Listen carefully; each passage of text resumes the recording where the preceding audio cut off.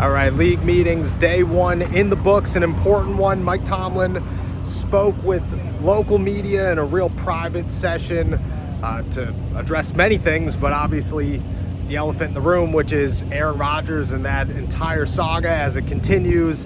Didn't have a deadline, said both the Steelers and Aaron Rodgers don't seem to have one that they have confirmed to this point. It is just about patience. It is about waiting for an answer and waiting for Aaron Rodgers to deal with whatever he's going through to decide what is happening and where he's headed, if he's headed anywhere in 2025. Now, a couple of big takeaways. The first one, obviously, is that Tomlin confirmed the meeting between them and Aaron Rodgers and said that it was a really good get to know you. It was a situation that he thought was more of a get to know each other more than just acquaintances that have known each other and have had respect for each other in the NFL for a decade plus. And that is what they used their time to do. He said it was a really, really positive meeting, and that's what we have been told this entire time, is that the Pittsburgh Steelers and Aaron Rodgers really left what they were doing and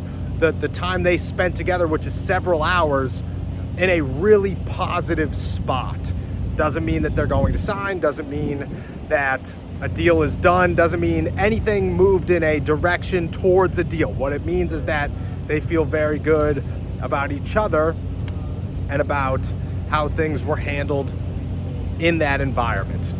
Other options for the Pittsburgh Steelers, he mentioned several times that the NFL draft is on the table for the Pittsburgh Steelers and on the table maybe at 21 in the first round. I would not rule out a quarterback going in the first round for the Pittsburgh Steelers. I don't think it's super likely, but I also am not going to sit here and say no. If Jackson Dart is available at 21, or if a guy maybe like Quinn Ewers, Jalen Milroe, Tyler Shuck, all there, the Pittsburgh Steelers might be able to go in a direction where they change course, go younger. He didn't really push the narrative of another veteran quarterback outside of Aaron Rodgers. There was never a discussion or even really much effort to say, if Aaron does not sign, we need to go and find a Carson Wentz or somebody in that nature. Instead, he said they are very comfortable and confident in Mason Rudolph. They're glad that he's back.